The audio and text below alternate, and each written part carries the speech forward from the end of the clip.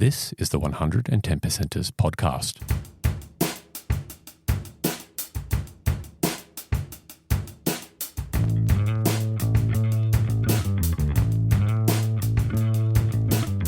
Hello and welcome to a special episode of 110 Percenters, the footy podcast. My name is Matteo Schlapek-Sevilla and I write the 1 Percenters newsletter. I'm joined as always by Cody Atkinson of the ABC. Cody, how are you, mate? Having a great morning so far, Matteo. How are you doing? Yeah, really, really well. This is definitely one week where the sweltering sauna-like conditions of the podcast studio have very much been welcome. And we're also joined by Jonathan Horn of the Guardian. Jonathan, how are you, mate? Hello, gentlemen. Weren't we just here 10 hours ago or something? Yeah, it didn't feel like long ago. Yeah, exactly. Here we are, the Hotel California, aka the podcast studio. We are very much the sideshow today, however, because we are lucky enough to be joined by Sam Docherty. Sam, how are you, mate? I'm good. Thanks for having me. No, I will repeat this. This is delightful in here. After walking off the street and it's freezing cold in Melbourne, it's been nice. It's actually great, yeah. No, it's good to be here. It's obviously a big week. The book's come out, so I'm doing the rounds and more than happy to jump on here and have a chat about life. Yeah, well, Sam, you've put us so-called writers to shame. You've put out a book. It's called What It Takes. It's available in stores now. Can you tell us a little bit about the book and what ground it covers? Yeah, well, and it's not bad to have a book for someone that nearly failed English in school, but my English teacher would be staggered that I'm the one student probably from her whole class that ended up having a book. But no, I left the writing to someone far smarter and better at it than me, Konrad Marshall.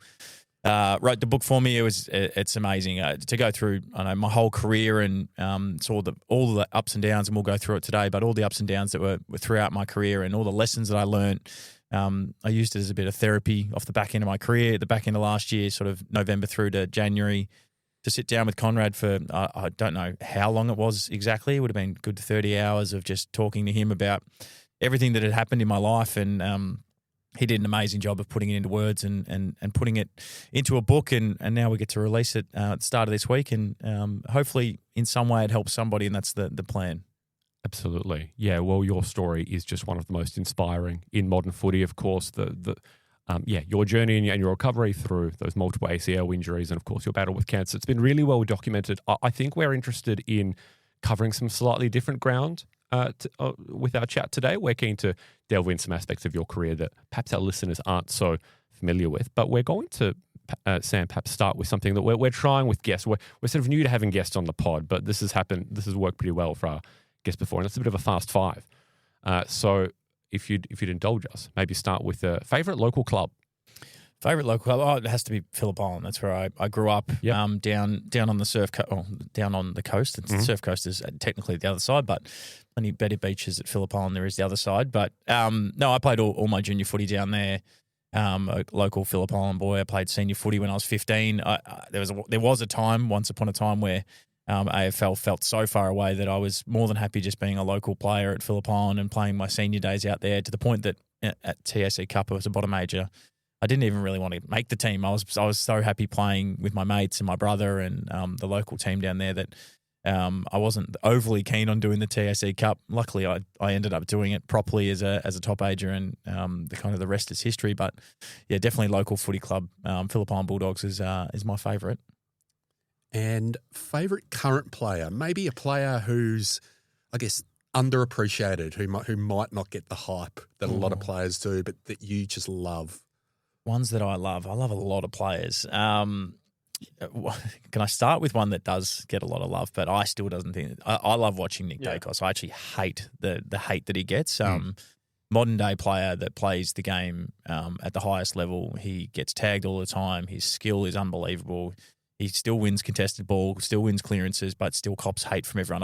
I don't get it. The game's shifted a long way since he kind of got drafted, and that inside ball is not actually probably the most important player out there these days. The guy on the outside is, and I think sometimes our mind still goes back to that toughness in the contest and seeing a Patrick Cripps and then kind of disrespects the guys on the outside to some degree. And Nick's unbelievable at that. Other than that, I really like, and this is weird because I was a halfback, I really like half forwards for some reason. So so someone that's a bit underappreciated, Sam Docherty. I love the way he goes about his footy. I love guys that their role is a bit underappreciated in how much work they do defensively and the importance of them for the team.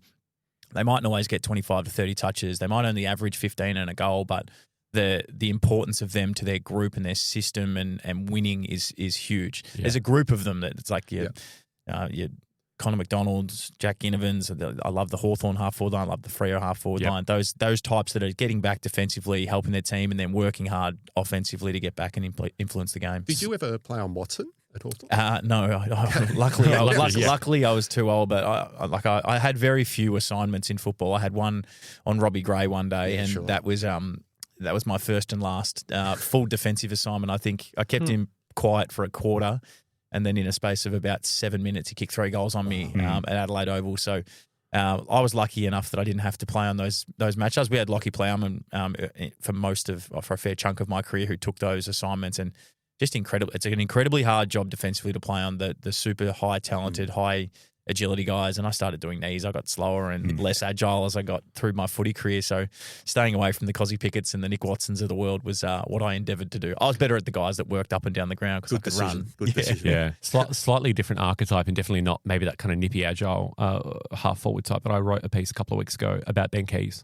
Yes. Ahead of his 150th and a journey, of course, a very unlikely footy story, right, in many ways, delisted from Brisbane. But great to have seen him made it and much like you, I guess, Sam, just really kind of squeezed everything. Yeah. Squeezed everything. I love watching Ben Keys play. I don't know, maybe it's part of the way I was when I played and throughout my career. I love the guys that just give it all. And they might not be the most talented, but they play such an important role, both from a leadership perspective and work rate perspective in their teams. It's not surprising, and I've done a bit of this work on my own podcast around the work Ben Keys, the sort of correlation between Ben Keys playing well and Adelaide playing well is really high. And you can argue, the team plays well, so he plays well. I kind of look at the other way around. He's doing the work and he's getting up and down the ground and he gets the fruits of the labour when the team's playing well, and he's a big reason why. It's really good because some of the points that you've made are really distillation of what we've been talking about on the podcast for the last 3 or 4 weeks, like value of a disposal versus doing your role correctly.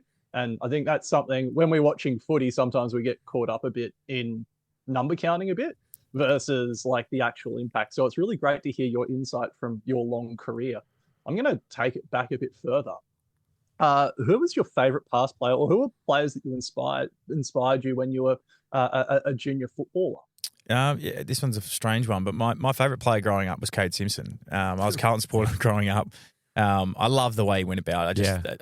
A thin guy wearing his long sleeves, 60 kilos when he was wet and with clothes on. It's he just defied the odds in terms of the way he played. He had so much courage, so much skill. I was obviously, as I said, a Carlton supporter. I wore number 6 on my back when I was a kid.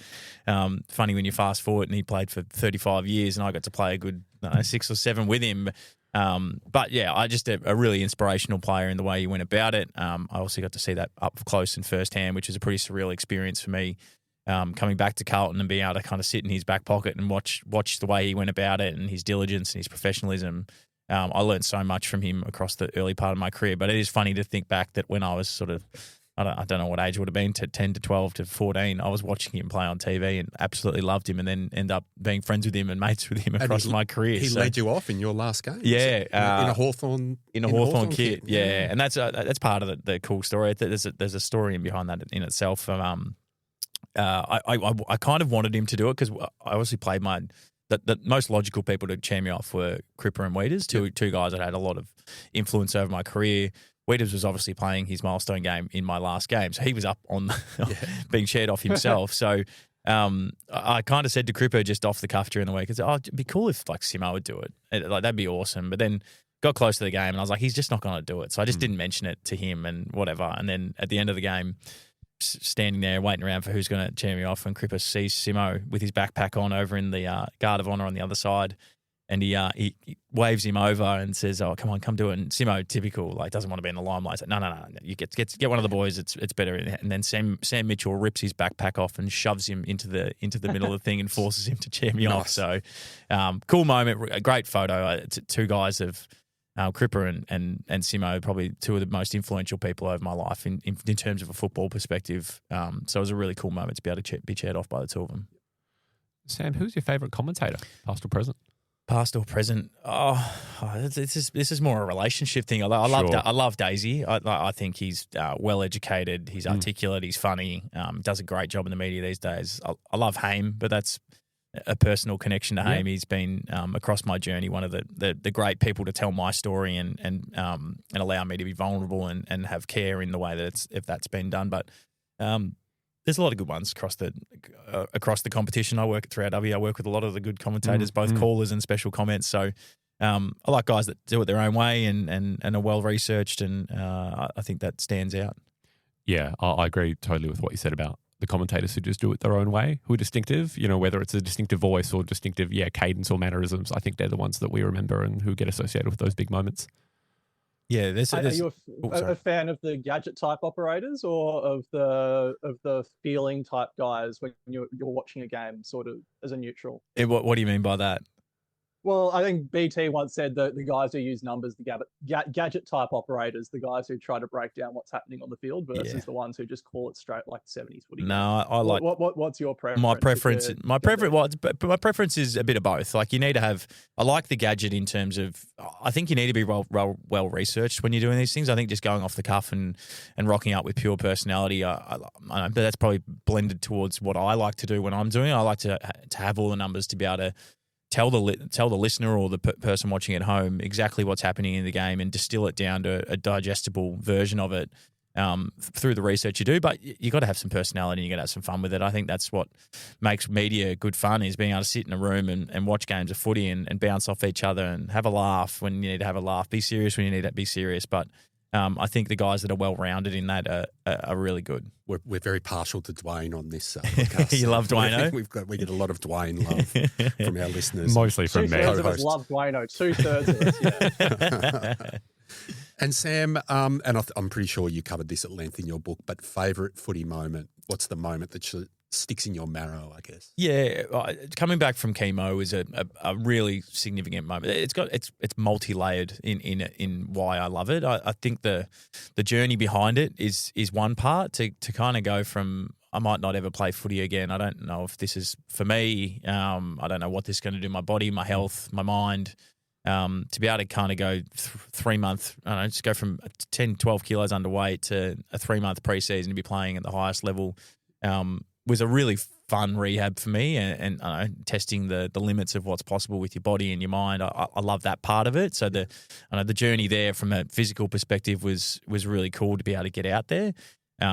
Obviously, the bit that sticks the most is that game changed my life and in terms of the way I think, the way I approached my life, the gratitude I have for what I got to do. Also, the purpose that I played footy for shifted in that moment. The fact that I got the opportunity to kick the goal in front of a crowd, had both teams stand up and cheer and clap, and then I still have people to this day tell me where they were at that moment and what that meant to them in terms of a loved one going through a tough period of time, whether that's cancer or other illnesses or just mental health or themselves going through it. I got to represent a really big cohort of people that struggle, and then that's the bit that I loved about it. And it kind of across my next years in footy, I got to. That's kind of why I played footy. I got to, provide hope to a lot of people that at times didn't have much hope. And even if I was a small piece of light at the end of the tunnel of what I was able to do and what is possible. And to be able to sell that hope and that meaning into other people, I get a lot of joy out of that. And that's the moment that represents that. And then I get to live that for the next 6 years of my career and now into my life. Just from a purely performance point of view, that year, 2022, do you think that was your best year? You came second in the BNF to Cripps, who wins a Brownlow. Do you think that was an even better year than the year you won the best and fairest, the Carlton? Yeah, I do. I think it was more consistent in the way I played and more impactful in the way I played. Not all of your best years result in individual accolades, and it doesn't have to. And I write in the book as a bit of a piss take that the QC cost me the BNF that got Cripper off the charge. By this stage of my career, individual accolades had kind of. I was lucky enough to earn All-Australian and best and fairest early in my career, and in those moments I really shifted my focus to trying to win a flag, and all of my focus went to how could I be the best teammate, how could I be the best leader, and how could I try and drag what we were off the canvas to bring success back to the club. So to be able to play my role through that year and then through the next year, the next year I played all sorts of positions. I just played wherever the team needed me, whatever the coach needed me to do, I just went and did it. even if it wasn't my exact best position in the team or my best position to play footy, that was not what I was trying to do. I was trying to win, and that's there's a level of humility and gratitude, as I said, that came through my cancer journey. That I wasn't there about me. I was there to win and try and have a performance that equated to helping us win games of football. And I was just happy to be out there, to be honest. Yeah. And then maybe that is part of the secret sauce that you play really good football, is the gratitude that sits behind footy. That was so big for me in that moment, coming from I nearly didn't have it at all. And there was there's a version of this story that I don't go through chemo, I don't get through that recovery, and then my football career is done. And that was a legitimate chance. So to be able to get through that year, I had two goals. One was to play round one, and then once I played round one, I wanted to play every game. And that was just because, I don't know, a personal goal of something to chase and something to go after, to be able to play every game after the circumstances I was dealt. I was just very proud to be able to do that, which I ticked both of those things off. Funny how performance comes off the back of it and play some really good football through that year. I think safe to say. That's a fantastic answer. Yeah, well, it's safe to say that Sam nailed the Fast Five. I reckon it wasn't proudly atop the leaderboard. It wasn't exactly far. It wasn't exactly fast. It wasn't fast. No, that's right. But that's I don't know. We don't mind long and detailed. I think that's what we like to go for. Cody, I think you're pretty excited about asking this next question. It's one that fascinates me because it's about sort of represents all of our journeys with footy. And I actually, I was born in Cooey-Rup, who I think shares a competition these days with Phillip Island. And I grew up in the same region. I remember the bitter mornings of being a junior footy player down that way. When did you first get dragged down to the Oval? When did you start playing? And do you remember much about those times, like whether you fell in love straight away or whether it was a bit of a slow burn? Yeah, well, my story is like many country kids' footy stories. I feel like I was there from birth in the end. My dad coached multiple teams at times in local football at Phillip Island. My mum was on the committee at different times. My brother played. I played. Auskick in the country wasn't, hey, come down at 5. It's like as soon as she can pick a ball up and run around, you're in. So it feels like I was down there from as early as I could kind of walk in some aspects, and I loved it. I used to play against Cooey-Rup this is a long time ago when we were in the same league, then we weren't, and then we were, and then we weren't. Now I think they are again. But the mergers are weird down there, aren't they? It's like crazy. Yeah, the leagues do change around a little bit. I think when I first started, I was in the Bass Valley Footy League, and maybe that I wouldn't have even been playing that. I reckon I might have been running the boundary when my dad was coaching the fourths against Daisy Thomas, who was playing for Druin, and I think Scott Pettigrew was in the similar leagues. It's crazy how to think back to when I was a kid and what I was running around. I used to now you're piquing my childhood memories that are just going to pop up left, right, and centre. But I used to train with the under 18s when I was like 12, and just because my dad coached them, I'd run around and pretend that I was good enough to do that. I probably used to piss everyone else off there, but I loved my footy. I was one of those kids that was rubbing the footies with the leather conditioner so that they didn't get waterlogged. I had Dad on the couch with the whiteboard picking the team each week. It's something that I was so passionate about footy. I loved it. My family loved it. And some of the most pure memories, I think, are when you're a junior. And that's before everything else starts to happen in footy, especially once you get to AFL level. There's so many things that are around the game that start to kind of eat away at the passion and the love.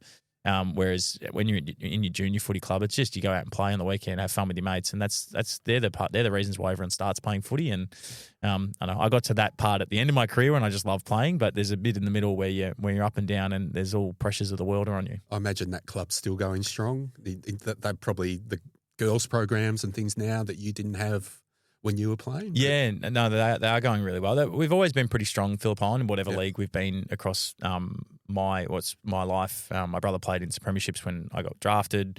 I don't know what league they're in now. They've changed, as Ben said, they've changed a lot across the years in terms of what they're doing. But I'm actually going down there in a couple of weeks to do a book launch and signing. I haven't been down. I played footy and now I work in footy. It's not exactly easy to get a spare weekend to go down there. So I'm looking forward to going down and being down to watch some of the footy, take my kids back to where I started my career, go and see some people that I haven't seen in years. It'll be a good trip to head back down home. Sam, let's jump ahead a little bit to your draft year, 2011, of course, the GWS draft.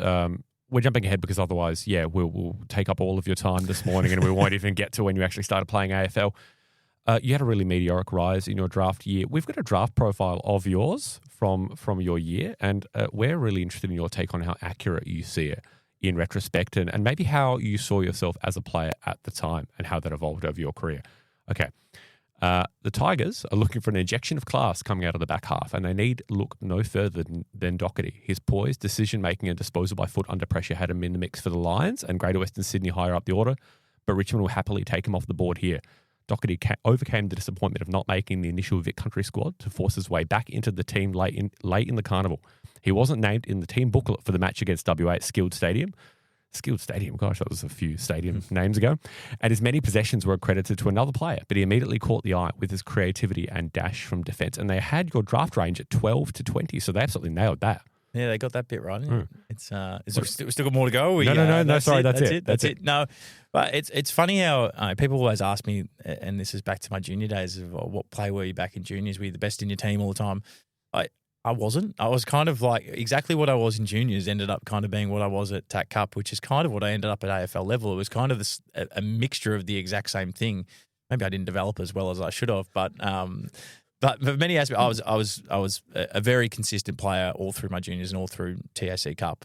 I kind of just played the same role, the same way, minor versions of it, but reasonable skills, I would say. I wouldn't say I was an elite skilled players, especially when you got some of the players running around these days, but good skills, good decision making, a strong leader, a good communicator. So it's kind of the things that held me in good stead across all of my careers. I captained a lot when I was a kid, all through juniors into interleague things. I was kind of a leader at TAC Cup, and then obviously ended up a leader at Carlton. So it's funny how you look back so retrospectively back at those days, and what I was at that moment, it inevitably what I ended up being all through my career. Do we know who Richmond took eventually? Richmond took Brandon Ellis at 15. Right. I went at 12. Yeah, so okay. they nailed the 12 on the head. Too good. Sort of the way that played It's out. really fascinating looking back at that draft. Do you remember who was taken with the pick immediately before you? Before me was Toby Green. Yeah, that's right. And after you was Taylor Adams. Yeah. Yeah. I used to be able to do the whole thing pretty well. But Patton, Dom Tyson, Canelio were at the top three. Yeah, the top three. Yep. Buntine 4. Yep. Was Haynes 5? Haynes was 7. Haynes was 7. Who was 5? 5 was Buntine. Buntine. You missed Will Hoskin-Elliott. Will Hoskin-Elliott. Chad Wingard was 6. in there. Yeah. And then It's a good draft. Tomlinson, Longer, Dev Smith, then Toby, Liam Sumner, Toby Green, me, Taylor Adams. Yeah. One more, and then Brandon Ellis. Had you sort of resigned yourself to go into GWS? Was that? No, well, it's funny enough. Really they were the only team that I didn't interview with. Wow. So maybe Sauce didn't. Oh, rate really? me. Yeah, wow. Well, But coming into the draft camp, I was obviously I was everywhere across draft pools. I went from not being drafted at the start of the year to maybe be a rookie. I should get drafted. To by the time I played the carnival, I was like should be in the first round somewhere, but probably closer to the 30s. Finished off the year. I was injured at draft camp. Funnily enough, I got injured all my career and I was injured at draft camp. But I went from kind of 30 to 12 really quickly. And I interviewed with every team because every team had no idea where I was going either. They were like, it could be at our pick, might not. But GWS, the only one I didn't. So I was like, fair chance I'm not going to them. Yeah, wow. And then I ended up jamming in one of the picks that they didn't have. Yeah, because the draft was held in Sydney, wasn't it, that year? So you didn't go to that. You watched it at home. I was on schoolies. Oh, wow. I was on schoolies in Bali with 10 of my mates. Literally got drafted.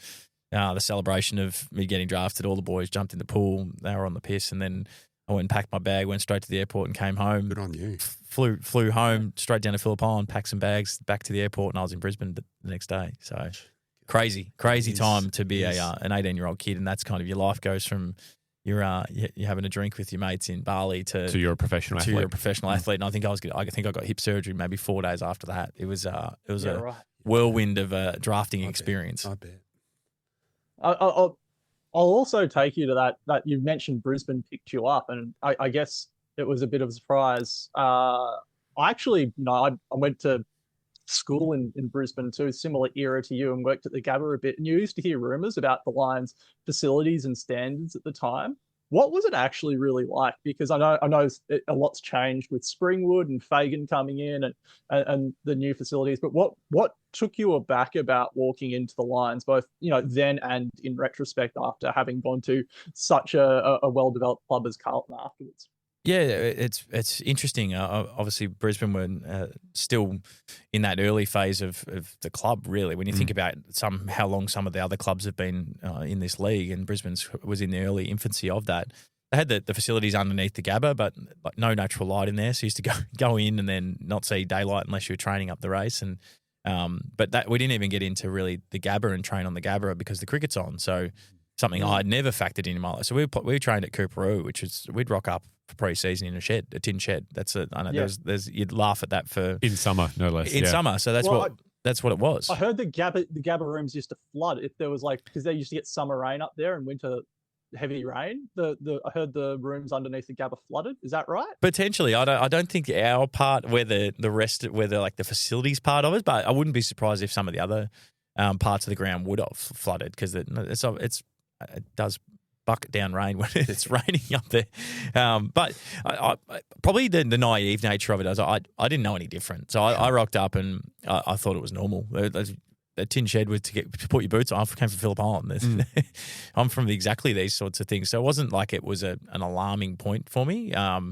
They redeveloped in my second year where they made the what was the base for training at Cooperoo. They kind of did that whole area up, and so that was kind of my second year. And obviously the Gabba, they stayed there for a number of years, but now they've got out in Springfield, they've got an unbelievable facility there now. But you probably think when you get drafted that it would be more professional than that, but at the same time, I didn't mind. I was a country kid going up, just trying to have fun, play footy, and make it as a footballer, and try and work as hard as I could. Were they a hard couple of years? Did you learn a lot about about yourself as a footballer in that sort of environment? I imagine it was a pretty bit of a rude shock, as you say. To be honest, my couple of years in Brisbane actually taught me so much about how to be an athlete and how to be successful in being an athlete. I think I went up there and I was a fairly podgy country kid trying to turn my body into an elite athlete. I was injured when I went up there. I got hip surgery straight off the bat, so I missed the first I didn't run for 8 weeks when I was up there. When you're trying to cement yourself in the group, and one thing you have usually is to work hard, and you can't show anyone that. You can only show the rehab people that. Went through my first year, played good footy in the NEFL, but wasn't able to get my shot at AFL level. But there's a few things I learned in my first year. I used to code my own game, so I used to sit down I attribute this to Mark Harvey's genius. But it could be he just couldn't be bothered coding the NEFL. Yeah, I'm mentoring you, Sam. So he was my mentor in this, and I'm going to give him the grace of genius in it because what it taught me was unbelievable. So I used to sit down, I'd have my game. Not many players would have coded their own game. No. That would be pretty unusual. Yeah, very unusual. And to be honest, it was so influential in my career because I knew my own game inside out. So I used to sit down for 3 to 4 hours, code my own edits, and then take them to halves, and then me explain to him what I think about my game, and then he would give his 2 cents worth around it as well. But what it did is I knew all of my patterns. I knew where I ran. I knew the tendencies of when I was going off and losing concentration, or when I was running to the wrong spot, where to run to get the ball, where to run defensively. I basically figured a lot of that out by watching my own film and taking a long time. I bought my first draftee. You bought one of those big IMAX screens, and you sit down and watch it on a Sunday or a Monday, and then take my edits in. It taught me so much about my game and my footy IQ. The other one that it taught me, because I didn't play in my first year, and this is the argument with development of young kids these days, is not playing can be a great thing for you because it forces you to get better. It forces you to fix things in your career or your athletic profile. It spurs you to do more because you're not there yet. So I didn't play at all. I went away in my first off season. We did a 2K in the middle of the year. It's just when they were swapping from 2 to 3. I ran like a 6:45 2K in my first year, which is what I know now. That's just way off the mark. But I went from it was a 7:20. So I ran a 7:20, which is way off the mark. I then shaved it to about a 6:40, which is still off the mark. But in that one off season, I shaved close to 40 seconds off my 2K time trial. By the time I finished my career, I was running about 6:10. So then still made incremental gains on it. But if I play in that first year, do I have that level of motivation and level of grit across that and determination to get better? I don't know. So off my first year, I learnt 2 amazing lessons in terms of diligence of game and work ethic that held me in great stead across my whole career. It's funny because I remember Jack Russell, who you obviously worked with at Carlton, saying that about Jagger Smith when he did his knee. He said this might actually be the best thing that could ever happen to him because it gives him a chance to get in the gym for a year and sort of learn how to train, learn about his body without having to actually worry about the week in. Yeah, it's also the challenge for rebuilding teams. It's one of the biggest challenges, and I was part of a rebuilding team for a long period of time, is you have high draft picks that come in and the lessons that you teach them are so interesting, and how to get them right is such a hard decision. You want to play them because you want them to develop from a footballing sense at AFL level. But at the same time, not playing them can be just as beneficial because it teaches them what they need to work on. So there's this constant sort of guessing game of what's best for the athlete in terms of is playing them all the time. You look at the best teams across the competition, and you look at the development. Just look at the core development. Often a lot of those teams are high-performing teams because their development, they've forced to be in the VFL. They've been forced to scratch and fight and work hard, change their game, work harder off the field because they're not quite there.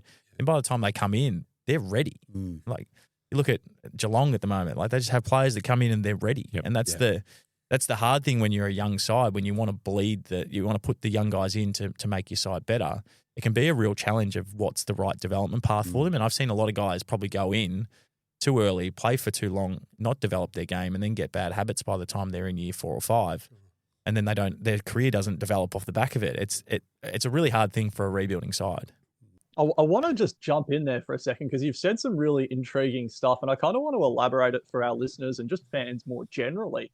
Because there's some stuff there that probably doesn't filter through all the time. Could you actually briefly talk us through the process in a week after a game, either seniors or resis, going from review to oppo analysis to plan, like what it looks like as a footballer and how important that sort of is? Because I know every club's sort of different, and I imagine it would have been very different from the different coaches that you've had. But could you just provide us a general overview? Yeah, a general overview. Say you play a game on a Saturday. On Monday, you want to knock over the team review, and I did Monday or Tuesday. What I used to try and do is I split my week in half. So say day off was a Wednesday, ideally would be a Wednesday. Pre-Wednesday is review. So you go and you're doing your team review, and often sometimes different coaches do 1 team review or 2 team reviews depending on phases of the game or what they wanted to coach, or not wanting to go for an hour and a half, you might do 2 30-minute blocks, whatever's good for educating the team. And then you do your individual review. And guys are very specific in what they need for their individual review. I personally, as you probably can gather, I wanted to see everything. I wanted to sit down with my coach for an hour and go through every clip, discuss what he wants me to do, what I was thinking, and go through everything forensically, which I think early in my career when coaches probably didn't realise that was what some players wanted to do, it used to kind of quite annoy them because I'd always be asking questions about like, why are we doing that, or why can't I do this, and what's the reasoning you want me to go there? I think this might be smart. Is that okay? And then like I wanted to talk through it. That's just the way my brain worked. Whereas early in my career, sometimes that would be met with just do what I'm telling you to do. And it's like, well, I need to know exactly why so I can figure it out in the moment, as opposed to just run and do one thing. It's not the way that my brain worked. Across now, back into the career, it's all about how can you get the best out of your athletes. So coaches have to go very specific in how to coach and how to teach people, which is why they're very good at the teaching. Teaching backgrounds are very good for coaching because it can help. But back to what I was saying. So you do your individual review on a Monday, Tuesday, team review on Monday, Tuesday. Then I'd split Wednesday, take a day off, try and refresh your brain, just park the last week. I always tried to get that part of my game done, the review side, and then come in Thursday, and that was about oppo. So that would be my individual prep about my own game, about what I was going to do and what my prep looked like in terms of if I was playing on someone or team system. I generally looked at more team system as opposed to individual players because of the role I played, and I like to know how to exploit teams in my own way, or where to run, where was going to be smart to run this week. That's the way that I broke it down. Some guys, Jacob Wiedering, for example, would lock into one guy and he's trying to figure out how to beat him specifically. So you kind of do your own prep in that sense, and then the oppo would either be on that day or the next day, which is usually a half an hour presentation of how to what's their strength, and then how can we beat them versus and all of that side of it. And then by the day before the game, you kind of try and park that, and then you're into just prep mode for the game. How much did it shift week to week, opponent to opponent? Was it mostly about keeping your brand solid, or was it about shifting to beat other teams? I know defensive roles are very different to say through the middle or up forward. Is this for an individual point of view? Well, just as a team. Yeah. How much does a team brand change week to week? Depend. It's more. That's more of a coaching philosophy thing. You'll hear some coaches always talk about just we're going to worry about us and what we're going to do. Then you'll see some other coaches that are really trying to take some of the opposition stuff away. I've had all of those across my career, and even some coaches throughout years will focus on different things. Sometimes they'll go so heavy into the opposition, but then ultimately you're thinking too much about the opposition, then that hurts your own brand. But then they might go so far into, all right, we're going to focus on our own stuff, our own structures, get our stuff right, and if we do that, we're going to win. Then that's another philosophy. So it shifts. Mine was more about you kind of got to figure out what's right for your group, what's right individually, and work your way through it. That's part of developing as an athlete and as a team is figuring out exactly what's going to be the smartest move for you and smartest move for the team to be able to kind of shift the needle in some way. Sam, Cody spoke a lot about fans, wanting to know more, I think, about that process of oppo planning and review. I think fans are pretty, or at least our listeners are pretty interested to learn more about actually the role of an AFL captain. And of course, you were one of those, clearly such a kind of exalted cohort of people. What was the difference between being in that sort of leadership position and just playing? And maybe can you tell us about some of the extra duties that you had as a captain? Yeah, well, being a leader at a football club, whether you're in the leadership group or not in the leadership group, is broadly the same. That the difference between being in a leadership group and not being in a leadership group is being able to have a say at the table versus just having to implement is probably the best example of the difference between those two. If you're not in the room and all the discussions that are being had in those moments, that's where, you think about at a board table or anything, you want to have productive conversation that people are challenging and you come to an agreement all together, and then you walk out of the room and everyone's on the same page. If you're not part of that, sometimes it can be quite hard because you might have an opinion or you might want to say something, but it's too late. The decisions have been made. Everyone's actually already just going out, and it's kind of you're expected to implement off the back of it. You can still lead, but that's the difference between those two. But the difference between being a leadership group and the captain is you're the front man of it. There's a responsibility both internally and externally to own that message and push it. Some of the extra stuff that sits on top of that, there's media expectations, there's stakeholder engagement, there's more off-field stuff that you have to do. You're the leading man for the team, and you're obviously that comes with expectation, that comes with criticism more than just if you're a leader. You've got to talk to annoying journalists like us. That's the main penalty. No, I never found that part of it too hard, to be honest. But and I guess ultimately you are leading a group of men, 40-something men between the ages of 18 and 35 or so. They are going to be different. They're going to have different, I guess their ultimate interest is the same, which is professional success.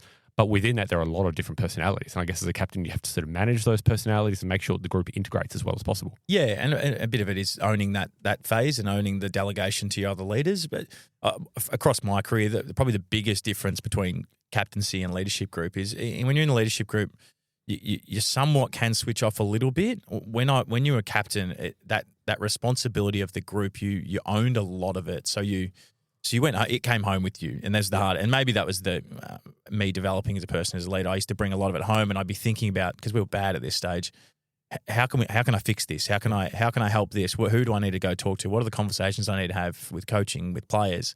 As you get more experienced in it, you can start to delegate these things. But a leader, that's the hardest part about being a captain, is you feel that sense of responsibility that it's your task to go and do. Whereas I know sometimes when you're in leadership groups, and some guys that have been in leadership groups, they've a much better job of just walking away and kind of not feeling like it's their responsibility as much on the decision making side. So that's one of the bigger things for a captain. Then you're juggling all this other stuff I just said around off field, managing with coaches. If there's conversations to be had up, that you're having those conversations. It's not the leadership group's job to do that. That's the captain's job to do that. So there's a bit that goes into it. It's mentally pretty consuming, but it's also really rewarding because you get to see, as you said, you're the one of the main responsibilities across a group of 40 young men that you're managing basically, and you're trying to manage moods, you're trying to manage performance, you're trying to manage a group dynamic. There's a lot of really fun stuff and enjoyment about it. But there's also some stuff that can be really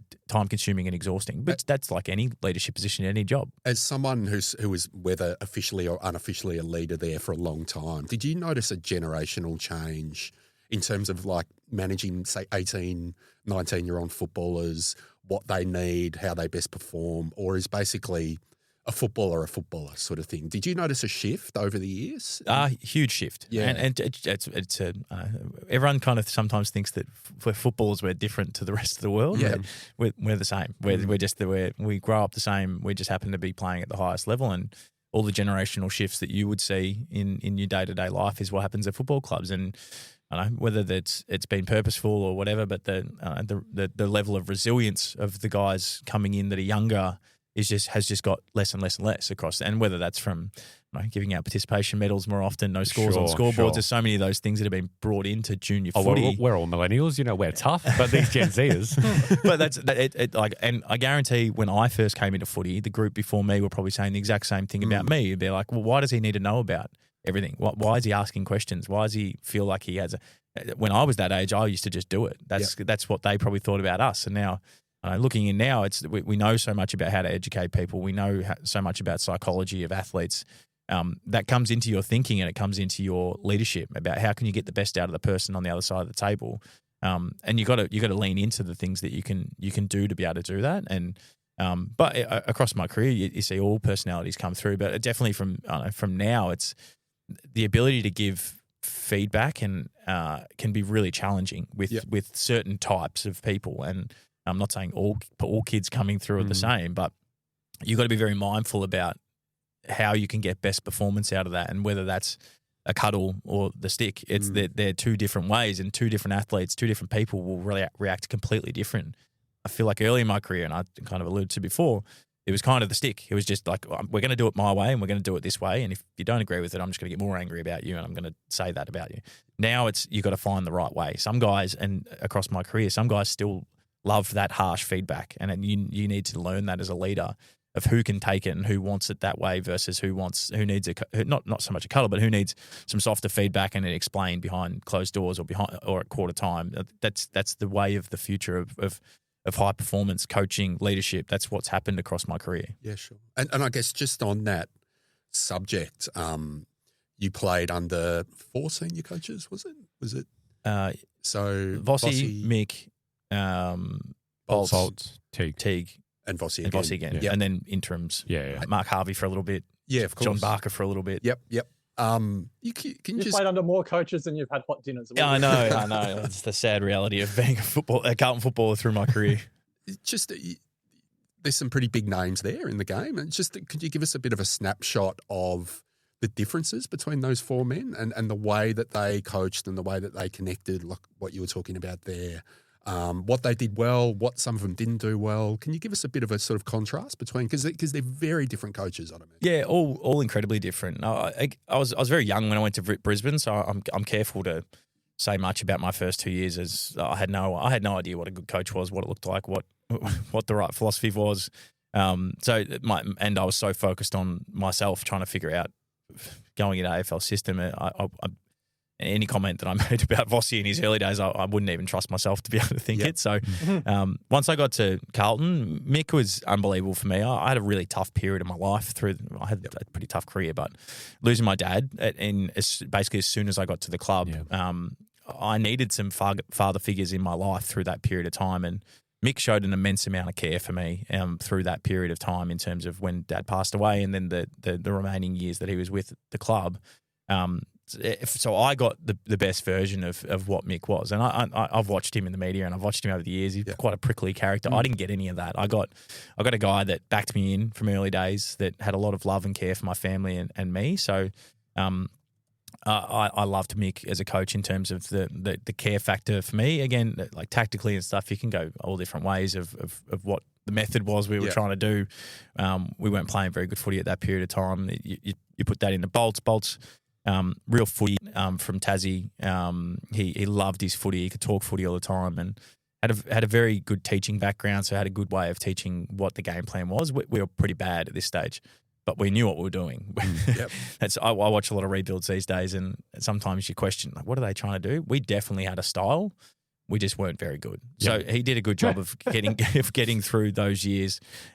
Huge influence on me as a player. Played arguably my best footy for an extended period of time under him.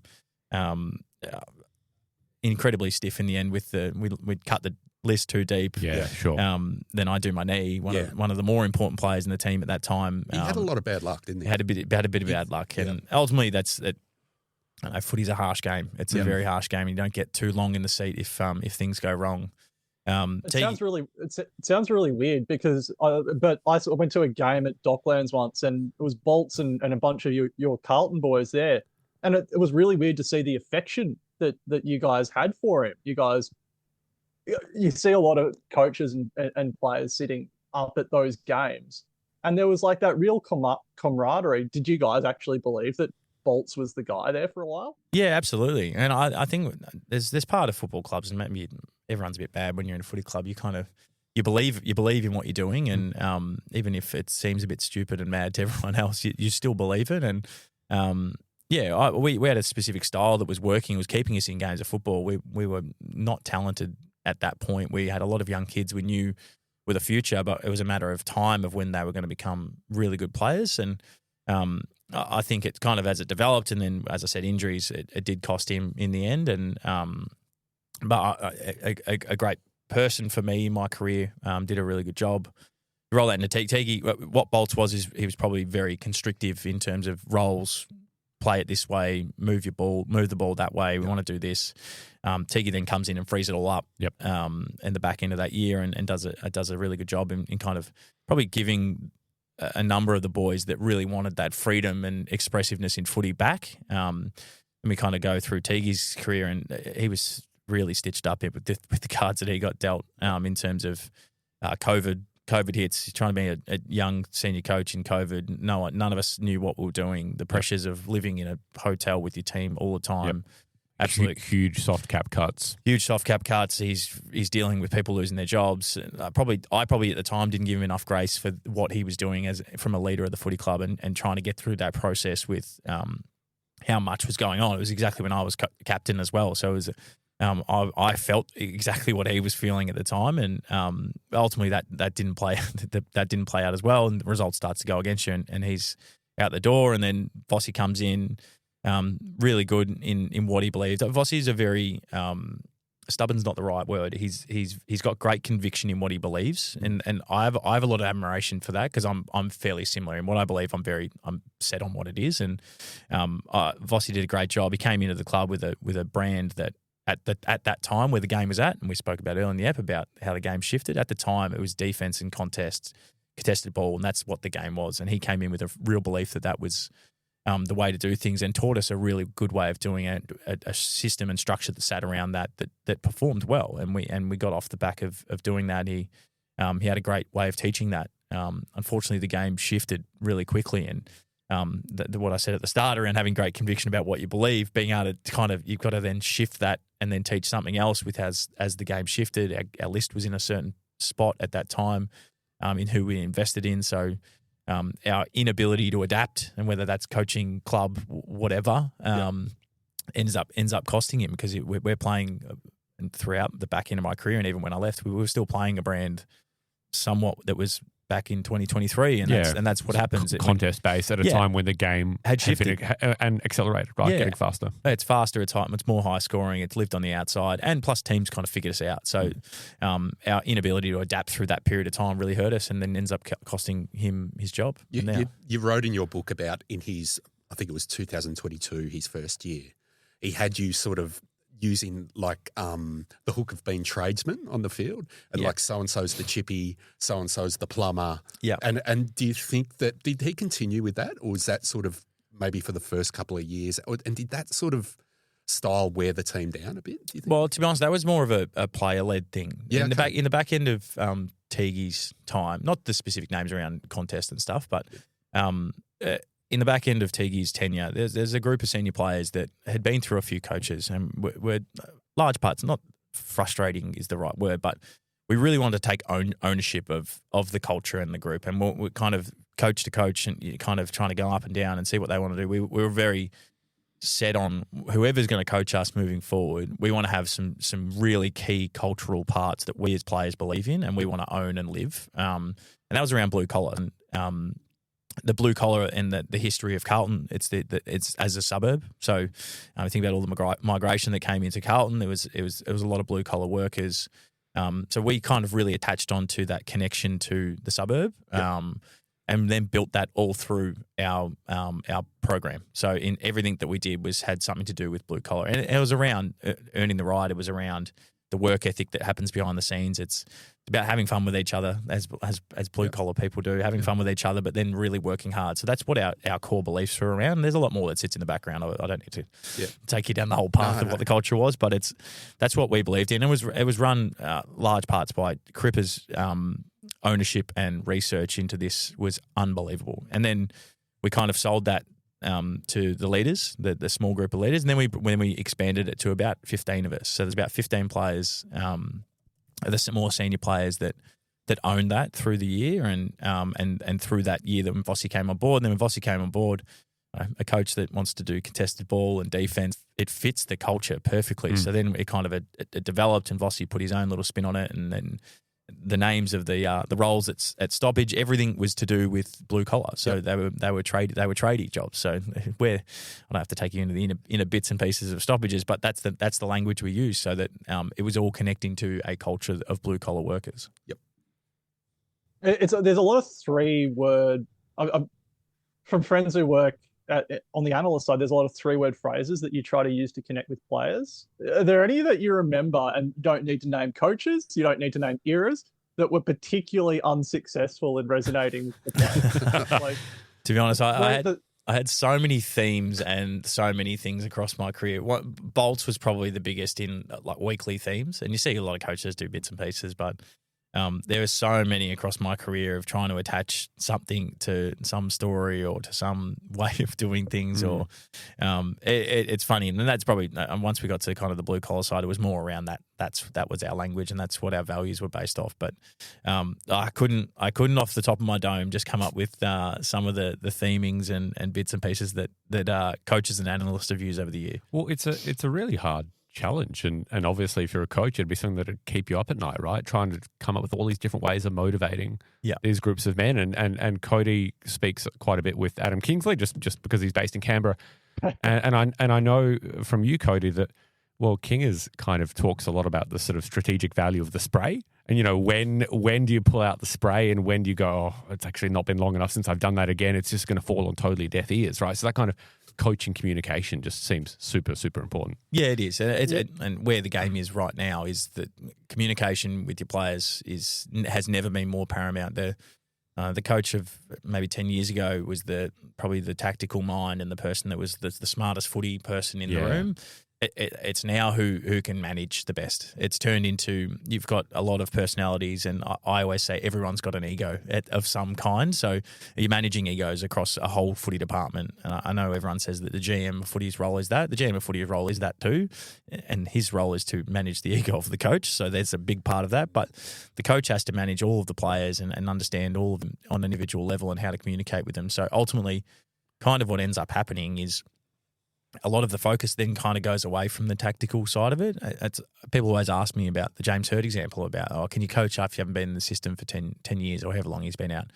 Ultimately, my belief of what a good coach is now is so much about people as opposed to X's and O's and footy that I think you can. You've got to get you've got to get good tactical minds in terms of the game plan. And but they can be the assistants and the line coaches. Yeah. Ultimately, the senior coach is going to have a fair say on the tactical way of moving forward. But if you come in with a level of humility about, hey, I'm not actually the smartest person in the room and I want to listen to all my senior assistants and I want to come up with this together, then I think it is more than okay to do it. And ultimately, then a lot of the assistants have great ownership of the program. They have great ownership of the way that they're playing and how this has all been structured together that I think it works really well. So I just think that the role of the coach has shifted so much from when I started to when I finished that, I don't think you need to be the smartest man in the room from a footballing point of view anymore. Just one more thing before we go on to the greener pastures part of it.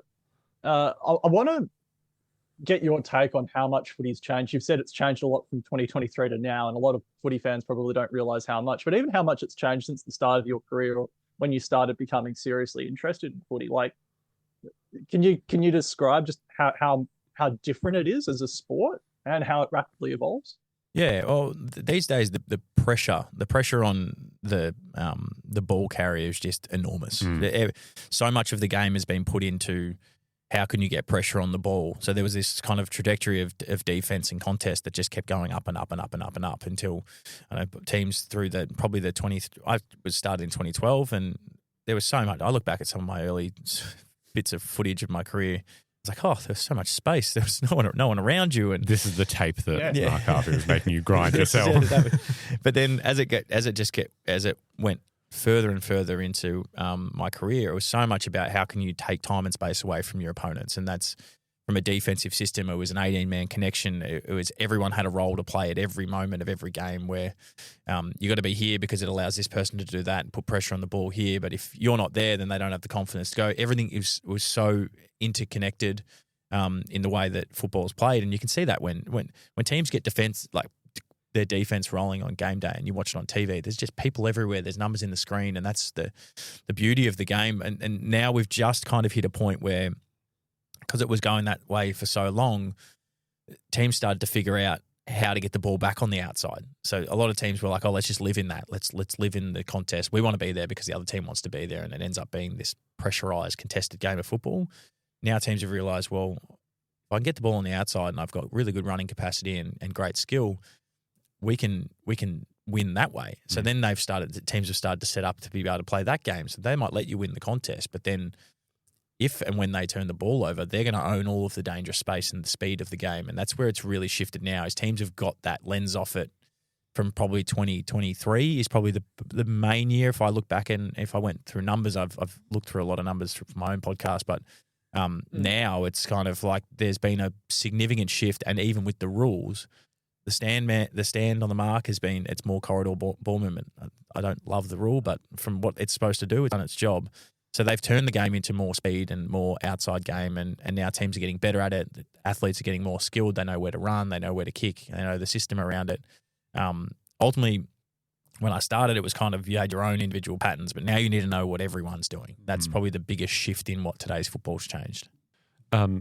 You mentioned your own podcast there, Sam. Great segue. Thank you very much. Those greener pastures that Cody was alluding to is, of course, your post-playing media career, and you're, of course, on 3AW, but you have got your own podcast and that channel In the Lab. We're all footy nerds, so we're very interested in that. Tell us how it came about and maybe what you're hoping to achieve with it. Yeah, so as you said, I started the year in 3AW doing regular spots during the week and games on the weekend. I love that. I love the special comments. It's back to a conversation we had earlier. I love being able to kind of get into the nitty gritty of the game and then be able to explain it on a really easy level for the consumer. Probably what I realised through this year and why I've kind of gone the way I've gone. I feel like the Americanized way of doing media has reached Australia over the last few years. I lived through a lot of that, and I lived through the hot take world where you're trying to make everyone you're trying to make everyone feel something and be outraged. And I'm not saying that this is wrong. Like from a Kane Corns perspective, I really respect what Kane does. I couldn't do it. I couldn't do what he does, but he's unbelievably good at what he does. And there's a space for him in the media, and I think he plays his role perfectly. You got Goz, who's Dan Gorrinch, who's one of my good mates. He's in the new media world. He's have a laugh, take the piss, a bit loose, but there's that side of it. So you kind of got those two sides. Where I feel like a lot of the media's gone away from is the footy nerds, which is me. when you're in the middle, you don't really, you're too tired to be able to be outraged about what things are happening, but you just want to talk about the game. You want to know what's going on. You want to know the stats. You want to know why teams are playing a certain way. You're not there consuming the media that I do to make you really angry or feel that way or come in for super comedy. You're kind of there to just talk about the game. We started it as a pilot series. So we started as a pilot series where we didn't really know where it was going and what it was going to do. My ideas for it longer term is vision and break down film and be able to do all sorts of stuff. But we're only at the infancy stage of course, it. Yeah. It's gone really well so far, and I think it's got its place in the media. And I hope that there's enough consumers of the way I like to consume media and want to talk about the numbers and the game and the sport and the vision behind it without pointing out players and saying they're terrible and this person's terrible and the club's terrible. I'm trying to go down a bit of a different path. They're not running hard enough. They don't want it enough. There's all types, and the thing I love about media these days, and we're sitting in a room talking, you guys are writers, now you're doing a podcast. I love that everyone can have their space and you can consume footy or you consume your media however you want to do it. If you want to watch Channel 7, you can watch Channel 7. If you want to watch DDF, you can go and watch DDF and the way that's done there. You want to go to a different podcast, you can do that. There's so many different spots in the media landscape that you can really pick the way you want to consume your media, and I think that's a really good spot. I've been really fascinated to see the amazing cut through that Jack Ginnivan and Tom Mitchell have had with their stuff, kind of tactical breakdown, that X's and O's stuff that you were alluding to. It really felt as though they were maybe hitting an area of unmet demand from a lot of footy consumers, that there maybe is a sense of fatigue from a lot of people who follow footy and love the game, but are a little exasperated that not enough people are in the media talking about the game. I mean, I think the three of us can attest to the fact that it sometimes feels like you're pushing on a little bit of an open door. And Cody has been writing X's and O's stuff for years now. There are so many great kind of independent blogs. Anyway, that's that. We'll be right back with more 110 Percenters. You're listening to the 110 Percenters. Well, welcome back to 110 Percenters. A lot of our listeners will know Konrad's fantastic work over the years, but what were your takeaways when you were putting the book together, and why would you say a reader should pick up your yarn? So what it takes is about my career, and it's about the sacrifices that are throughout my career, and all the ups and downs and the things I had to kind of go through to be able to be out there and play on the weekend. And a lot of those stories are behind the scenes and things that people don't know about. And ultimately, the reason behind why I did the book is I thought I could help people, and that's the core of what I wrote about. And there's footy in there, which the footy stuff is secondary to me. It's more about the coming back from hardship, the coming back and resilience to keep fronting up and keep going again is the reason I wrote the book. And I thought that by people reading that, they might be able to use that in their own life, in their own struggles, and hopefully, as I said at the start of the episode, shine a bit of light at the end of their tunnel. And that's the reason why I did it, and that's why I hope why people are reading it. As much as there'll be people reading it for the footy side, I think there's more to my life and my story than that. There's much, much more. So Cody. So one more thing on the public health front, because I think it would be remiss if we didn't touch on this before we left. For all young men at home, are there anything you'd recommend that they do just to make sure that their own health is in check? And I guess, how did you catch your scare? Yeah, well, from a young men point of view, and this is more broadly to just men in general, I'm a big advocate for just checking your health in general. I think seeing your GP semi-regularly is important. Getting tested at least annually to be able to kind of test where you're at and see where you feel where your levels are, I think is a really important thing. But from a young man's perspective, just stay vigilant as much as that means that. Check your balls for what it's worth. It's that's what I did, and that's what I caught it. And if I don't do that, then I don't get the treatment that's required. And it might sound like a bit of a funny thing and a bit uncomfortable at times to talk about, but at the same time, if you're not checking and you let things go and you let them fester, that's when the medical diagnosis goes from, it's treatable and we're all good, to then things more dire. So I'm a massive advocate for whether you're 60, 70, 80 or you're 20, just make sure you stay on top of it. And if something doesn't feel right, go and see your GP and get it checked out. Don't just leave it and think it's going to get better. Last question, we promise, Sam. One word answer will do. There's in the lab, there's the leadership coaching stuff that you've done. Do you see coaching potentially in your future? Not at this stage. I'm a never say never guy. I when I was early in my career, I I said never to doing it. I said I'm never going to do a uni degree, and then inevitably 5 years later, I finished my uni degree. So I've learnt to you never know what's going to happen in the future. I never know when my priorities are going to change and my purpose might change. At this stage, I'm loving my time in the media. I'm exploring that part of my life. I'm also loving my time at home and not having to think about footy and a football club. So while my kids are pretty young, I'll be set in this sort of trajectory, but you never know what's down the end of the path. I might get 5 years later and miss footy and want to get back into it. I don't know, but for right now, no. Lovely. Well, I mean, given how you've navigated all of the ups and downs of your career and your life, we're sure that whatever you do, you attack with the same kind of effort and I don't know, diligence, and you'll be an amazing example for everyone. Sam, thank you so much for joining us. No worries. Thanks for having me on. Thanks, Sam. All right, that's all for this special episode of 110%ers. We'll be back next week with our regular episode. Until then, bye-bye.